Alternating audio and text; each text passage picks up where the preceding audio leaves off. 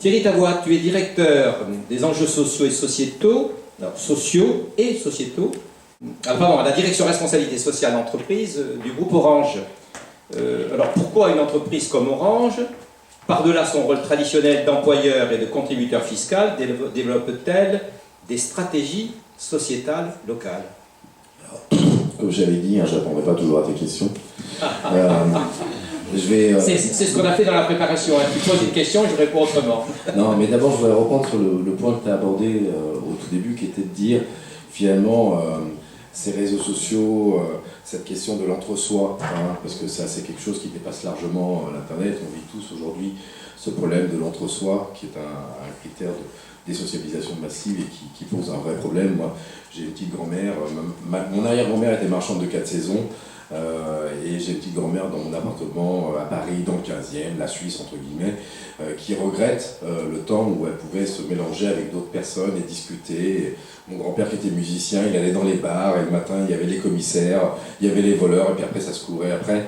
Mais au moins ça se discutait, ça se rencontrait, ça se reconnaissait. Moi, les technologies de l'information et de la communication, je ne les appelle pas les technologies de l'information et de la communication, je les appelle les technologies de la relation. Et en 1977, il y a eu quand même un bon article de Van Novetter sur la théorie des liens faibles, que vous connaissez tous certainement, qui montrait à quel point quelqu'un que l'on ne connaît pas peut apporter quelque chose dans notre quotidien, au sens où le petit camarade d'école, ou le petit camarade de une vacances, à qui on n'écrivait pas finalement, tout d'un coup il reste dans notre réseau Facebook, il va continuer à poser des trucs sur le wall, et finalement cet élément-là va nous apporter des éléments nouveaux et peut-être ce qu'on appelle la sérendipité, c'est-à-dire ce côté hasard heureux qui va nous faire sortir de notre cadre traditionnel. Donc il y a quand même un aspect dans les réseaux sociaux, que ce soit Twitter, que ce soit Facebook, etc., qui est très intéressant là-dessus. Il ne faut pas non plus borner Facebook, avoir peur avec nos gamins, etc. Certes, il faut être vigilant, mais cette question-là est importante. Rencontrer l'autre dans sa différence, je pense que c'est la véritable richesse. À titre personnel, mon parcours, c'est je grandis à la campagne, j'habite Vaux-en-Velin, je vais à Vigneux, ensuite au Canada, etc. Aujourd'hui, je traverse le monde, j'étais hier avec des Maliens, etc. Je pense que ma richesse, elle n'est pas financière, elle est dans cette rencontre dans la différence. Donc ça, c'est le premier point, et il n'a rien de technologique. La technologie, encore une fois, a apporté ces moyens-là, et par contre, elles peuvent aussi entraîner du communautarisme fermé, c'est tout à fait clair, mais encore une fois, c'est un outil, et cet outil peut servir les deux aspects de la question. Le problème, c'est que si on en reste simplement à regarder la relation c'est conversationnel. Le conversationnel, c'est pas l'action. Donc ce qui est important derrière, c'est le passage à l'action. Et le passage à l'action avec des gens différents. Et donc là, j'en reviens aux éléments de ta question. Nous, on a commencé à bosser au niveau de l'Afrique parce que Afrique subsaharienne, donc toute la partie Niger, Mali, Côte d'Ivoire, Cameroun, etc., où on voyait bien qu'il y avait un écrasement au niveau des TPE, PME locales, avec des gamins qui sortaient de l'école et qui se retrouvaient ce qu'on appelle street mobile, c'est-à-dire à vendre des cartes SIM dans la rue, et donc qui fuyaient le pays. Alors dans des logiques de diaspora, ça ne veut pas dire qu'après d'ailleurs, c'est pas intéressant de les avoir ailleurs et de les reconnecter, parce qu'ils peuvent apporter au ce pays sans forcément revenir, mais il y avait vraiment un vrai problème autour de ça. Donc on a décidé de commencer à monter des incubateurs, tout bêtement. Des incubateurs pour aider la création d'un tissu de TPE, PME. Et on s'est très vite rendu compte que finalement, et on regardait aussi en France des acteurs comme WeShare, des acteurs comme Make Sense, des acteurs qui étaient autour de l'économie collaborative ou de ce qu'on appelle le social business. Alors en français on dit entrepreneuriat social, c'est juste une mauvaise traduction, puisque c'est des entreprises à vocation sociétale. Et je reprenais l'exemple de World of Warcraft tout à l'heure, on s'apercevait qu'il y avait quand même quelque chose qui était en train de changer. Alors, je vais essayer de le résumer de manière caricaturale. De fait, je ne suis pas chercheur, je ne suis pas pédagogue, je suis purement une plateforme qui est à la fois un acteur industriel, mais qui voit un peu le monde post-industriel arriver, où le côté individualiste matériel était en train de laisser progressivement place à une logique d'individualité forte reconnue dans sa communauté elle-même ouverte. Ça change tout, parce que, quelque part, pour reprendre l'exemple du chef de guilde World of Warcraft, le jour où il a des gamins dans sa vie réelle, il ne peut plus être chef de guilde, il ne peut plus prendre 50 personnes pour attaquer un château fort. Mais pour autant, il continue à être reconnu par la communauté, et cette communauté continue à faire appel à lui pour continuer à avancer. Ça change tout. C'est-à-dire qu'il continue à préserver cet honneur qui est la condition de notre réalisation personnelle. Dans les grands groupes industriels, quels qu'ils soient, le nôtre compris, On est dans une situation où, par essence, si on reprend Adam Smith, si on reprend, je sais pas, tous ceux qui ont voulu sortir la pénibilité de l'homme au travail, à la fin du fin, on a quand même l'idée d'un circuit de production sans humain. Donc après, qu'est-ce que ça veut dire en termes d'activité, et d'activité avec qui?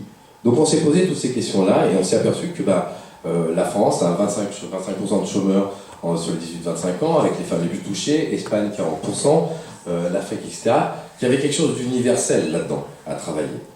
Donc on s'est dit, il faut travailler sur 3 aspects complémentaires. Et ces 3 aspects font sens et vont se renforcer mutuellement. Le premier aspect, c'est ce qu'on appelle l'acculturation. Alors il y a différentes phases d'acculturation. C'est ce que tu disais, la solidarité numérique. C'est le premier niveau. C'est prendre des gens travailler avec des associations, parce qu'encore une fois, à ce niveau-là, un groupe comme le nôtre, il est absolument pas capable d'être celui qui donne le code de la route ou qui sait. Il faut travailler avec l'UNAF, il faut travailler avec les acteurs qui travaillent avec Force Femmes, par exemple, qui travaillent avec des femmes qui veulent se remettre à l'emploi et qui ont des difficultés et qui n'ont pas appris les nouvelles technologies pour commencer à un petit peu s'en servir. Mais ça, c'est le premier niveau. Il est très important. Hein. Celui-là, c'est la fondation qui le gère. Fondation Orange. Fondation Orange, mais d'autres acteurs. Je ne veux pas faire ici la promo d'Orange, je ne suis pas là pour ça. Mais le deuxième aspect, on s'est dit, derrière ça, il faut absolument retrouver... Moi, mon père spirituel, c'est Jacques Robin, je travaillais à Transversal Sciences Culture, c'est lui qui m'a à peu près tout appris. Il m'a appris que la vérité était dans un mélange entre la transdisciplinarité d'un côté et la relation aux gens dans leur expérience singulière, personnelle ensuite. Et qu'il fallait toujours avoir ces 2 aspects-là. Donc on a décidé de monter ce qu'on a appelé le Digital Society Forum autour de ces questions-là, qui est qu'est-ce que le numérique a changé aujourd'hui, ici et maintenant, pas demain, je ne fais pas de la figue, pas demain, ici et maintenant dans nos vies quotidiennes, de manière à prendre ce premier pas de recul. Et comment on fait? On fait à la fois des travaux avec des chercheurs, et puis derrière, on va dans les villes, on va à la rencontre des gens et on fait remonter le propos de chacun.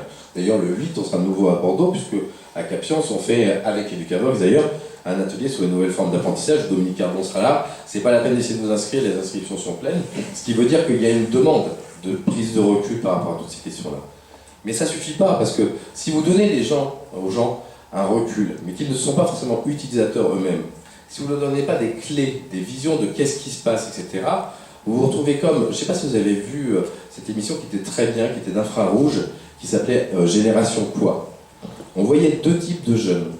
On voyait des jeunes qui venaient des pays du Nord, qui avaient appris à voyager, rencontrer d'autres personnes, etc. Et qui étaient très bien face à cette complexité du monde moderne. Autonomie, adaptabilité, etc. Puis on avait des Français qui passaient de stage en stage et qui étaient dans la complexité subie en permanence. Et puis il y avait papa derrière qui poussait. Allez, tu vas faire le 5e stage puisque là tu vas y arriver. Et puis une désespérance progressive du gamin qui savait plus où il en était, etc. Il faut montrer ce qui se fait. Il faut montrer les nouvelles formes d'entrepreneuriat au sens noble du terme. Et la bonne nouvelle, c'est que, comme je vous disais, individualité et communauté, ça amène de plus en plus de jeunes à aller vers ces fameuses entreprises dites sociales. Mais pour autant, il leur faut des clés. Donc ça nous a amené à travailler à ce qu'on appelle l'empowerment en anglais. Alors heureusement, on a réussi avec Valérie Peugeot du Conseil national du numérique à trouver un terme qui fasse fou en français, on appelle ça le pouvoir d'agir. Donner des clés au pouvoir d'agir. C'est ce que font des instituts comme Simplon, Médiacité à Bordeaux, sont aussi dans cet esprit-là. C'est les Fab Labs, ce que tu décrivais tout à l'heure. Tout ça permet de donner des clés, des tips d'usage pour comprendre dans lequel on est. Mais pas forcément pour faire des ingénieurs, simplement pour savoir discuter avec des autres qui sont différents de soi et donc créer les conditions d'un travail collaboratif et collectif. Et puis, dernier point, c'est l'accélérateur. Et c'est pour ça qu'il y a 2 semaines, on a signé un partenariat avec La Ruche. La Ruche, c'est à Paris, KGMAP, le premier, on va dire, accélérateur de social business. Pourquoi on l'a choisi? Parce que par rapport à toute l'économie sociale et solidaire, c'est celui qui, entre guillemets, est autonome de fait. Et je pense que la question d'autonomie est une des questions clés. La question de la subvention pose souvent problème parce qu'à un moment, elle dérive. Moi, j'ai monté VCAM avec Valérie Peugeot et Véronique Lec il y a quelques années, et on a toujours fait autre chose que ce qu'on avait décidé de faire. Parce qu'on passait notre temps à chercher des sous. Donc c'était compliqué, quoi. Là, pour le coup, il y a une vraie logique de nouvelles formes d'entrepreneuriat, mais au sens noble du terme. Et donc, on essaie de faire en sorte que ce triptyque, on va dire, qu'on renforce mutuellement. Alors aujourd'hui, on travaille en France, mais on va essayer de faire des choses vraiment sur Bamako. On va essayer de relier les diasporas maliennes de l'extérieur française avec les Maliens de Bamako. Enfin, il y a tout un tas d'éléments de choses qui nous font passer du simple conversationnel au faire ensemble. Voilà, merci. Petersen, il y a 25 ans, disait « La clé du développement et du progrès réside dans le partage d'expériences et la collaboration entre individus, entreprises ou ONG. » Toi, tu nous parlais d'Orange, en fait. Hein. Est-ce une organisation intelligente? On a dans ce sens. On progresse. On progresse. Donc vous luttez contre le cloisonnement et la dilution de vos forces pour penser, travailler de manière globale. Attendez, je vais être quand même concret. J'ai géré les assises de la refondation en 2009 sur la crise dont vous avez tous entendu parler. Il est clair que l'élément de cloisonnement verticalisé était un des éléments clés qui revenait. Avec un autre élément qui est le processus industriel étant ce qu'il est, des gens qui étaient formés, etc., avaient l'impression d'être des pions dans un rouage. Si je reprends Hannah Arendt, on passait de l'œuvre à l'ouvrage. Voilà. Hein, pour ceux j'imagine que tout le monde, et là je vais dire quelque chose que tout le monde connaît, mais l'œuvre c'est vraiment la réalisation de soi, l'ouvrage c'est je range ma chambre tous les jours. Je range ma chambre tous les jours, il faut que je le fasse, mais c'est pas ça qui va me réaliser. L'œuvre c'est vraiment quelque chose qui fait sens. Et donc il y avait une question d'honneur qui était vraiment en jeu, plus des choses qui n'étaient pas forcément très saines dans ce groupe.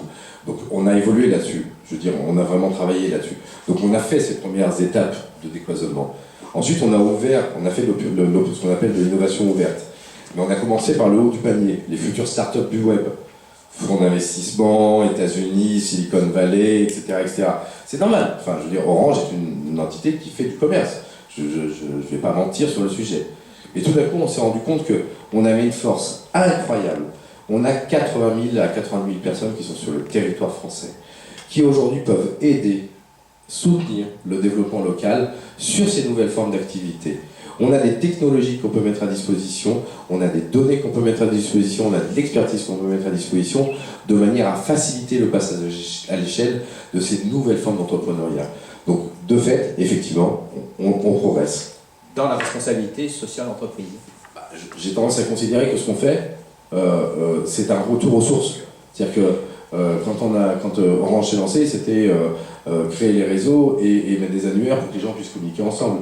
Et puis, je vous signale quand même qu'en France, la plus grande fierté d'Orange, ça reste le Delta LP, qui est ce moment que certains ont connu, où toute une équipe, tout un groupe s'est mis à disposition pour que le téléphone soit dans tous les foyers de France.